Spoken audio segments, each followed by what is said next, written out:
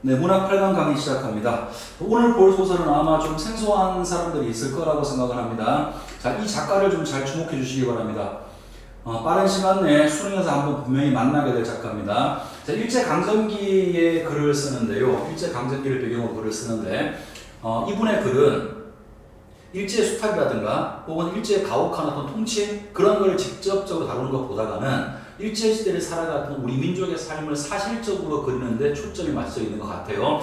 지금 보려고 하는 복덕방이라고 하는 것도 그 일제 식민지 그런 것보다는 일제에 의해서 우리가 원치 않는 어떤 근대화가 진행이 됐죠. 그러다 보니까 근대화가 진행이 되다 보니 근대적인 인물하고 아직도 전통적 가치관을 가지고 있는 사람들하고 어떤 가치관의 갈등이 혹은 세대 간의 갈등이 있을 수밖에 없었겠죠. 자, 그러한 모습들을 다루고 있는 글이 지금 보실 복덕방이라고 하는 글입니다.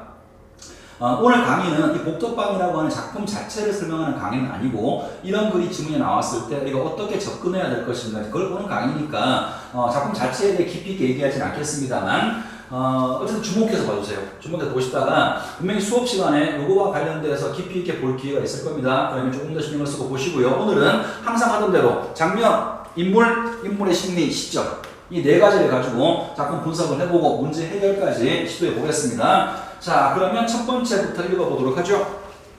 장면과 인물의 심리와 시점이라고 분명히 얘기했습니다. 갑니다. 초씨는 이날 저녁에 박희환 영감에게서 들은 이야기를 딸에게 하였다. 자, 그럼 보세요. 아직 이게 어떤 상황인지는 모르겠습니다만, 자, 박희환 영감이라고 하는 사람으로부터 초씨라고 하는 사람이 어떤 이야기를 들었고요. 자, 그 이야기를 자기 딸한테 들려준 겁니다. 자, 조금 더 가죠. 실패는 했을지 몰라도 그래도 십수년을 상업계에서 논 초씨가 안초씨인 모양이네요. 안초씨라. 출자를 권유하는 수장만은 딸이 듣기에도 딴 사람인 듯 놀라웠다. 딸은 즉석에서 가부를 말하지 않았으나 그의 머릿속에서도 이내 잊혀지지는 않았던지 다음날 아침에 딸 편이 먼저 이야기를 다시 꺼내었고 초씨가 박희원 영감에게 묻던 이상으로 시시콜콜하게 캐어 물었다. 그러면 초씨는 또 박희원 영감 이상으로 손가락으로 가리키듯 소상하게 설명을 하고 1년 안에 청장을 하더라도 1년 안에 뭔가 이렇게 청산 팔아 넘긴다고 하더라도 최소한으로 50배 이상의 순이익이 날 것이라고 장담하였다. 자, 잠깐 정리합시다. 자, 안초씨라는 사람은 지금은 실패한 사람이에요. 지금은 뭐 실패해가지고 노는 사람이 모양인데 이전에는 상업계에 있었다랍니다. 그러니까 아마 장사하는 사람이었던 모양이야. 그래서 되게 입속에 밝은 사람인 것 같고요. 딸한테 지금 뭘 요구하고 있냐면 출자, 자, 돈을 좀 투자하라고 딸한테 권유하고 있는 거죠. 그리고 딸도 그 얘기를 듣고 솔깃해서 그 다음날 아침이 돼가지고 아버지한테 물어봤고 이 사람은 자기가 이 사람한테 묻던 것보다 더 열심히 얘한테 설명을 해줍니다. 그러면서 이걸 돈을 투자하게 되면 50배 이상, 자, 콩이라고 합시다. 이득을 볼 수가 있으니까 너 돈 좀 투자하라고 지금 안초씨가 딸한테 이야기하는 모양이죠. 어떤 거에 대한 투자인지는 아직은 잘 모르겠습니다. 상황 판단만 하고 있는 거예요. 자, 그 다음에 또 갑니다.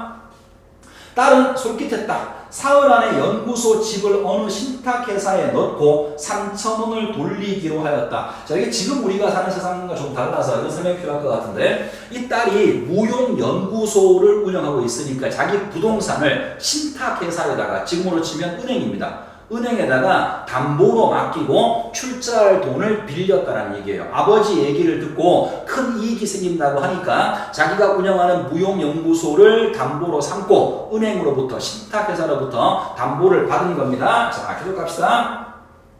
초씨는 금시 발복이나 된 듯, 자, 금방 큰 복을 받는 것처럼 성공이나 한 것처럼 뛸 듯이 기뻤다. 자, 딸이 자신의 말대로 출자하는 상황이 되니까 이 사람은 지금 매우 자, 기뻤다. 기쁨이란 말 쓸게요. 기쁜 상황. 저기까지. 그 다음에 서창이 이놈 날 은근히 멸시했겠다. 내 굳이 널 내 집보다 난 집을 살 테다. 니깐 놈이 천생 각해지 별거냐. 자, 갑자기 이 상황에서 기쁜 마음에 누구를 떠올리냐면 서창의라고 하는 사람을 떠올리게 됩니다. 이 사람이 복덕방 주인이에요. 이 글의 제목이 복덕방이죠, 그죠? 이 사람이 운영하는 복덕방에 맨날 셋이 모여 앉아가지고 신세 타령하고 있단 말이야. 그런데 이 사람이 지금 이 사람은 그냥 복덕방 운영을 하니까 그래도 먹고 살만한 사람이에요.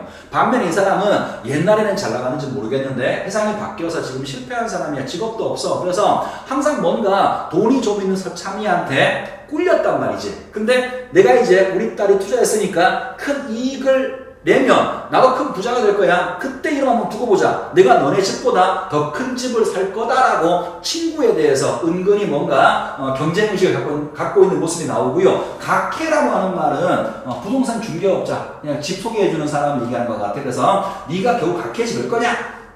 자, 그럼 뭔가 자신감을 보이고요. 그러나 신탁회사에서 돈이 되는 날은 웬 처음 보는 청년 하나가 초시 앞을 가리며 나타났다. 그는 딸의 청년이었다. 딸의 남자친구라는 말이에요. 자, 이제 갑자기 또 어떤 청년 하나가 나옵니다.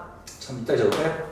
인물 나온 거 지금 다 정리하고 있어요. 자, 청년, 딸의 남자친구인 청년이 땅 사는 날 갑자기 나타났어요. 땅 사는 거라고 그랬는데 지금 그럼 아마도 이 사람이 얘기한 거는 부동산에 대한 소개. 자, 어디 땅을 사면 그 땅이 나중에 되게 많이 오른데 그 정보를 믿고 딸한테 이야기를 해준 거고 딸은 돈을 빌려서 투자를 하게 된 것이고 투자하는 날 그 돈을 딸이 아버지한테 직접 준 게 아니라 딸의 남자친구가 그 돈을 가지고 온 상황인 겁니다. 자, 계속 갑시다. 왼 처음 보는 청년 하나가 출시의 앞을 가리며 나타났다. 그는 딸의 청년이었다. 딸은 아버지의 손에 단 1점도 넣지 않았고 아버지를 못 믿는 거예요. 꼭 그 청년이 나서서 돈을 쓰며 처리하게 하였다. 처음에 팩 나오는 노염을 참을 수가 없었으나 며칠 밤을 지내고 나니까 적어도 3,000원의 순이익이 5, 6만 원은 될 것이라 10,000원 하나야 어디로 가랴 하는 타협이 생기어 안초시는 으실으실 그 이를테면 사위 녀석 격인 청년의 뒤를 따라 나섰다. 자, 뭐가 나왔어요? 정서의 변화 과정이 나왔죠. 제일 처음에는 아버지를 못 믿고 이딴 새끼를 보내? 제일 처음에는 노여운 마음이 있었습니다. 그러다가 생각을 한 거죠. 얘가 가지고 왔던 나한테 줬던 어쨌든 이득이 생기면 나한테도 얼마간의 이득이 생길 거니까 신경 쓰지 말자. 타협했다 그랬죠. 제일 처음에는 노여웠다가 자신의 이득을 생각하면서 노여움을 풀게 되는 겁니다. 자, 또 갑니다. 1년이 지났다. 자, 시간의 경과. 모두 끝이었다. 꿈이라도 너무 험악한 꿈이었다. 실패했던 모양입니다.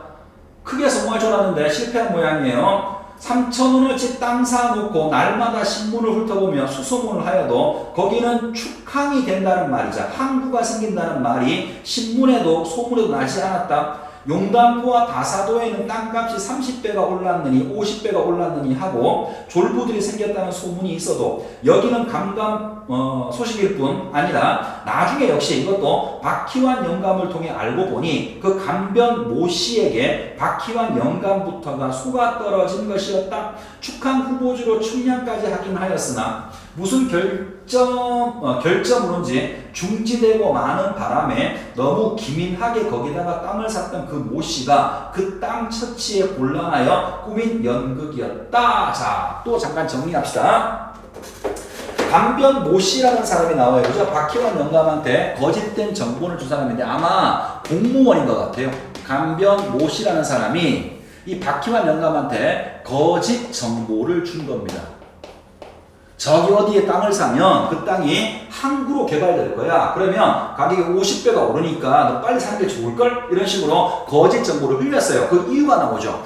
이 사람이 먼저 그 얘기를 듣고 그 땅을 매입했는데 그 땅이 자 예를 들어서 원래 그 땅이 10원이라고 칩시다.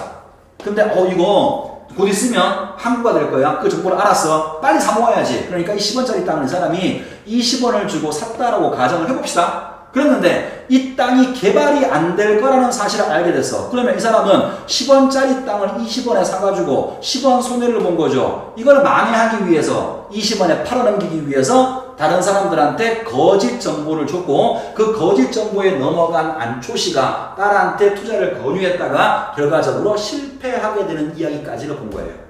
자, 많이 빨랐는데 그러면 여기까지 이야기. 한 줄 정도 쌍따옴표 초시가 하는 말이 나오긴 합니다만 전체적으로 본다 그러면 서술자가 요약적으로 서술하고 있는 거죠. 사건 전개가 매우 빠릅니다. 약 1년 동안의 이야기를 요만큼에 담은 거예요. 그죠? 그날 저녁부터 시작해서 그 다음날 아침 땅 파는 날 그 다음에 1년 뒤까지 그런 식으로 시간이 쭉 지나가면서 꽤 긴 시간이 서술자가 짧게 요약했단 말이야. 자, 만약에 이렇게 하지 않고 서술자가 그 상황별로 등장인물의 대화를 다 집어넣었다면 그걸 보여주기 방식이라고 하죠. 그럼 사건 전개가 매우 느렸을 거예요. 근데 서술자가 이야기를 요약적으로 진술하다 보니까 매우 빠른 사건 전개로 여기까지 이야기가 전개됐고 안초시가 기대가 모두 물거품이 되었음을 알 수가 있는 겁니다. 자, 그 다음 갑니다. 돈을 쓸 때는 1원짜리 한 장 만져도 못 받지만, 그렇죠? 아버지한테는 돈을 준 적이 없어요. 그렇지만 벼락은, 자, 실패에 대한 책임은 초시한테 떨어졌다. 서너 끼씩 굶어도 밥 먹을 정신이 나지도 않았거니와 밥을 먹으러 들어갈 수도 없었다. 자, 딸 볼 면목이 없는 거죠. 자기 때문에, 자기 말 때문에 딸이 되게 손해를 본 것이니까 집에 들어갈 수도 없습니다. 재물이라는 친자 간의 의리도 배추잎 도리도 하는 건가? 자, 돈 앞에서 돈 손해봤다고 자기 아버지를 좀 업신여기는 그런 딸에 대한 한탄을 하고 있는 거죠. 이런 걸 보면, 자, 재물 앞에서 친자란 말 썼나요? 친자가 아버지와 자식도 없는 건가? 그러면 이 사람은 혈육을 더 중요하게 생각하는 사람이고요. 이 사람 뭐예요?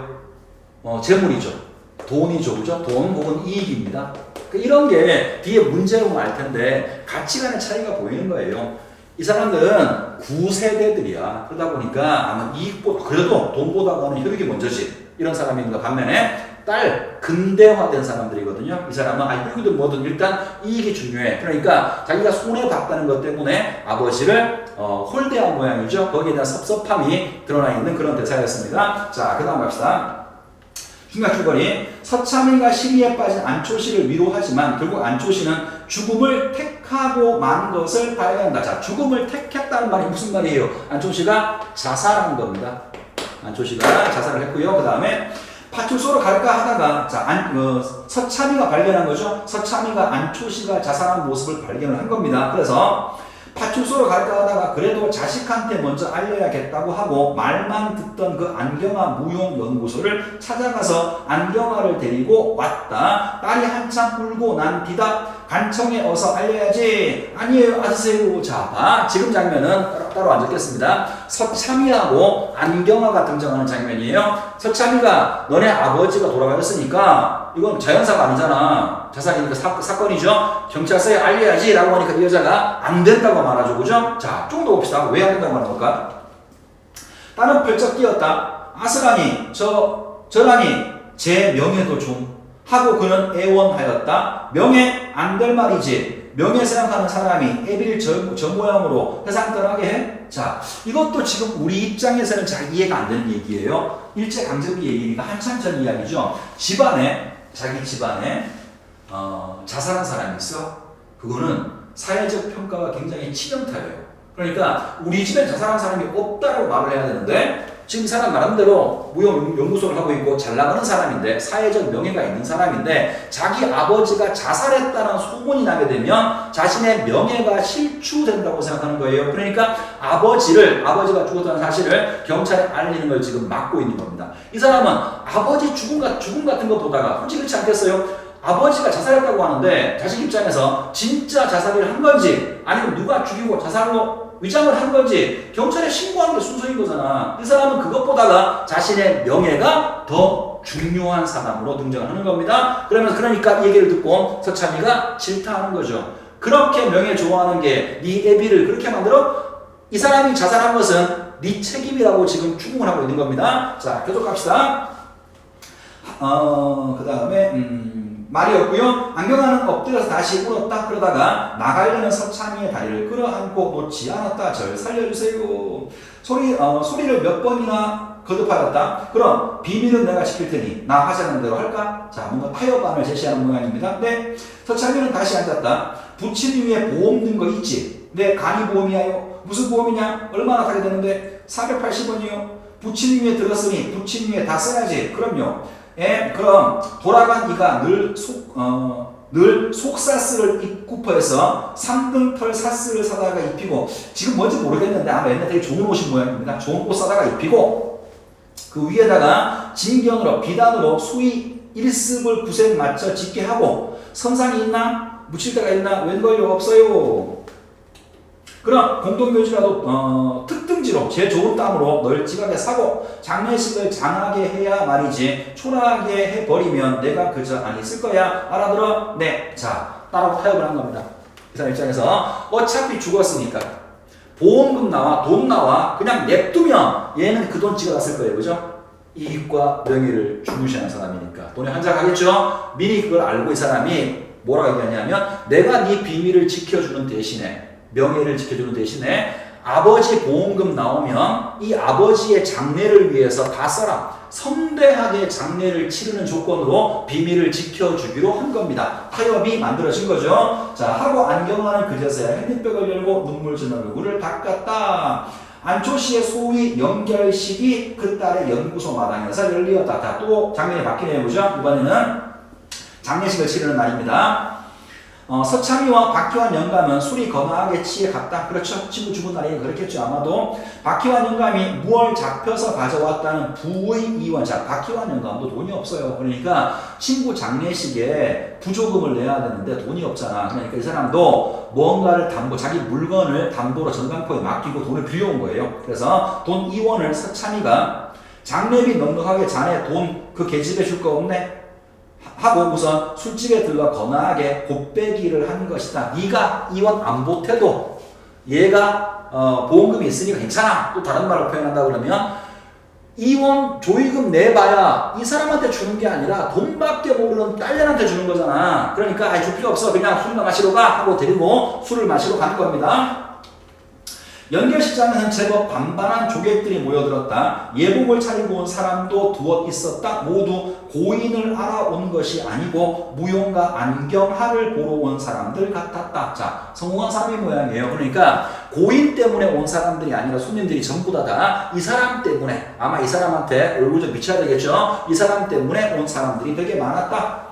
모두 고인을 알아온 것이 아니고 무용가 안경화를 보러 온 사람 같았다. 그 중에는 고인의 슬픔을 알아서 우는 사람인지 덩달아 기분을 우는 사람인지 울음을 삼키느라 킥킥하는 사람도 있었다. 안경화도 제법 눈이 젖어가지고 흰식 상복이나 공단 같은 새까만 양복으로 간 앞에 나와 향불을 놓고 절하였다. 그 뒤를 따라 한 20명 간 앞에 와서 꾸벅거렸다. 그리고 무언하고 짓거리고 나가는 사람도 있었다. 그들의 분향이 거의 다 끝났을 때 하고 얼굴이 시뻘건 서찬이가 한마디 없을 수가 없다는 듯이 나섰다. 향을 한 움큼이나 집어서 놓아 연기가 시커멓게 올려뒀더니 불이 일어났다. 후 불어서 불을 끄고 수염을 한번 쓰다듬고 절을 했다. 그리고 다시 하더니 조사를 하였다. 조사 뭔지 알죠? 친구가 죽었으니까 이거 한마디 하는 모양입니다. 나 서창일세 알겠나? 자네 참 호살세. 호사야. 잘 죽었네. 자네 살았으면 이만은 호사해보겠나? 이젠 안경다리 고칠 걱정도 없고 아무든지. 자, 자네 잘 죽었네. 반응 없을 것이겠죠. 그죠? 친구가 죽어 슬픈데 오히려 살아있을 때 그 고생을 하더니 죽은 다음에 이렇게 호화롭게 장례를 치르는 거 보니까 차라리 잘 죽은 것 같아. 뭔가 반어법을 섞어서 말하고 있는 거고요. 안경다리 얘기는 왜 나왔냐면, 이 안초씨가 맨날 안경다리가 부러졌는데 이 안경다리 고칠 돈이 없어요. 그래서 맨날 딸한테 돈을 얻어가지고 안경다리 고치려고 하다가 담배에서 피고 하다가 결국 안경다리를 못 고쳤단 말이야. 그 얘기하고 있는 거예요. 그리고 마지막에 보시면 하는데 박희환 영감이 들어서더니 이 사람아 치에내그려 하며 서창이를 밀어냈다. 박희환 영감도 가슴이 답답하였다. 분양을 하고 무슨 소리를 한마디 했으면 속이 후련해 트일 것 같아서 잠깐 멈추다고 서 있어 보았으나 하고 울음이 터져 그만 나오고 말았다. 끝. 자, 여기까지 이야기입니다. 중약 전의 이야기는 서창이가 실패하게 된 이야기가 나오는 것이고요. 중약 다음에는 서창이의 죽음 다음에 서창이란다. 안초시가 죽은 다음에 서창이와 안초시의 딸 안경화 사이의 이야기가 나오고 그 다음에 장례 치는 장면까지 나온 거죠. 그죠? 자, 결과적으로 뭐를 보여주는 거냐면 이 장면은 9세대의 가치관. 친구가 중요해. 장례가 중요해. 친구 가는 거 잘 해줘야 돼. 또 등등. 다음에 이 사람은 그 중요하지 않아. 명예가 중요해. 돈이 중요해. 전통적 가치관과 근대적 가치관, 구세대와 신세대의 대립을 보여주는 그런 한 장면을 지금 읽은 겁니다. 자, 문제로 가볼게요. 1번 A의 특징이다. 가장 적절한 것. 첫 부분이죠. 자, 보통 이렇게 물으면 여러 가지 버전 봤을 거예요. 뭐 A하고 다른 부분에 이렇게 B라고 묶어서 A와 B의 서술상의 특징이다. 이렇게 물을 때는 보통은 A와 B의 내용을 묻는 경우가 되게 많아요. 근데 지금 보는 것처럼 그냥 어떤 한 부분을 탁 측정을 해서 A에 이렇게 물으면 시점부터 검토하셔야 돼요.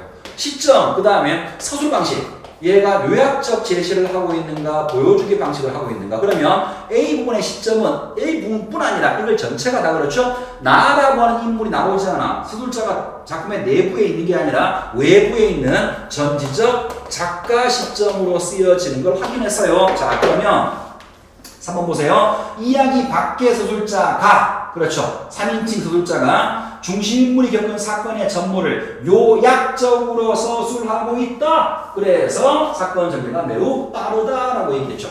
3번 아까 얘기했던 그대로입니다. 시점 묻는 것이기도 하고요. 동시에 서술 방식을 지금 묻고 있는 것이기도 한 거예요. 답은 3번이 정답이고요. 자, 예를 들어 1번 같은 경우는 1번, 2번 같은 경우에는 이야기 속의 인물인 서술자라고 했죠. 이건 1인칭을 얘기하는 거지. 서술자가 가끔 속에 있으면 1인칭이 되는 거니까 이건 아예 안 맞아요. 그죠? 1번과 2번은 절대로 답이 될 수가 없는 겁니다. 답은 3번 넘어갑니다. 2번 땅에 대한 이해가 옳지 않은 거. 자, 땅과 관련된 내용을 판단했는지 묻고 있는 건데 4번에 보시면 안초시는 안경화가 청년을 보내자 자신은 땅으로 인한 이익을 얻을 수 없음을 깨달았다. 아니죠, 그죠? 제일 처음에 분노했다가 나한테 이익이 생긴 건 괜찮아. 타협하고 끝냈지? 자신의 이익을 생각했어요. 그죠? 그러면 답은 4번이 정답이고요. 자, 이것도 답을 고르고 나니까 한번 이제 얘기해야 될 게 이 많은 이야기 중에서 왜 하필 그 부분이 답이 됐을까? 왜냐하면 인물의 정서 변화가 있는 부분이잖아요. 제일 처음에는 분노했잖아. 분노하다가 자신의 이익이 있을 걸 생각을 하면서 괜찮아. 타협했죠. 그죠? 항상 글을 보실 때 인물의 정서가 표출되어 있거나 특히나 얘처럼 정서가 변화되는 부분이 있다면 분명히 찾아두셔야 돼요. 어떤 식으로도 문제가 될 겁니다. 자, 그 다음 3번 가죠. 기억 미음에 대한 설명이다. 옳지 않은 걸 골라봐라. 이것도 바로 가겠습니다. 4번에 보시면 리을이 장례비가 넉넉하니 자네 그 돈 계집애 줄 거 없네. 자, 박희환 영감이 돈 빌려와가지고 조의금 내려고 하니까 그거 줄 필요가 없다라고 말리는 거죠. 자, 4번에 보시면 서참이가 안경화가 치르는 장례 방식을 못마땅하게 아니죠. 자기가 지금 서참이가 원하던 방식대로 장례가 치러지고 있으니까 장례가 치러지는 방식 자체에 대한 불만은 없어요. 화려하게 치르고 있으니까 다만 안경화에 대한 어떤 괘씸한 마음 때문에 그렇게 말하는 것이니까 장례 방식은 서참이가 원하는 대로 치러지고 있으니까 4번은 옳지 않은 설명이 되는 겁니다. 자, 이제 마지막 문제 4번 보기 참고 윗글을 감상했다. 옳지 않은 것. 이 작품은 일제강점기에 급변하는 시대 상황과 그 속에서 살아가는 신구세대가 대비되는 모습을 담고 있다. 9세대의 인물들, 자, 새 영감 얘기하는 겁니다. 9세대의 인물들은 이웃이나 친족 간의 인정과 의리를 중시하는 전통적 가치관을 유지하고 있지만 경제적 몰락해가는 상황에 처해 있다. 이들은 제각기 방식으로 자신의 처지를 개선하고자 하며 부동산 투기 바람 속에서 물질적 부를 획득해 경제적 능력을 회복하려는 움직임을 보이기도 한다. 한편 시대적 변화에 성공적으로 적응하고 있는 것으로 보여지는 근대적 인물은 이것 속에 안경화를 가리키는 말이죠. 9세대와 달리 철저하게 이해타산적 태도를 드러내며 이로 인해 9세대와 갈등을 빚는다. 자, 아까 얘기했던 것처럼 우리가 본 이 장면은 신세대와 9세대 간의 갈등을 보여주는 그런 장면이라 했는데 그게 이제 보기에 나왔고 전통적인 가치관을 가진 사람들은 이런 특징을 보여주고 있고 그 다음에 신세대 사람들은 이런 특징을 보여주고 있다. 세대별 특징을 지금 설명해 준 겁니다. 자, 그러면 옳지 않은 거 바로 갑시다. 4번에 보시면 제법 반반한 조객들이 연결식장에 모여 고인의 죽음을 애도하면서 보이는 행동은 자, 하나 물어봅시다. 여기 반반한 조객들은 신세대들인가요? 9세대들인가요? 명확히 나와 있지는 않습니다만 안초시를 알아서 온 게 아니라 안경화 때문에 왔다라고 했으니까 조문 온 사람들은 신세대들의 모습을 보여주는 거죠. 자, 좀 더 봅시다. 그러면 이런 행동은 안초 씨에 대한 인정과 의리를 지키려고 하는 의도. 자, 보기 보세요. 죽은 자에 대한 인정과 의리, 이건 전통적 가치관에서 보여주는 거죠. 구세대들이 보여주는 태도지. 그러니까 신세대, 조모노 사람들, 근대적인 사람들이 전통적 가치관을 따른다고 하는 건 보기랑 안 맞죠. 그러니까 4번은 잘못된 말이고요. 뭐 언제라는 얘기입니다만 보기를 통해 작품을 감상하실 때는 여러분 생각대로 보시는 게 아니에요. 무조건 보기를 보시고 보기에서 근거를 가지고 풀어 나가셔야 됩니다. 이렇게 해서 일단 하나 봤고요. 나중에 이제 실제 수업 시간에 이 작품이 나오게 되면 작품 자체를 하나하나 뜯어보도록 합시다. 오늘은 여기까지 하죠. 수고했습니다.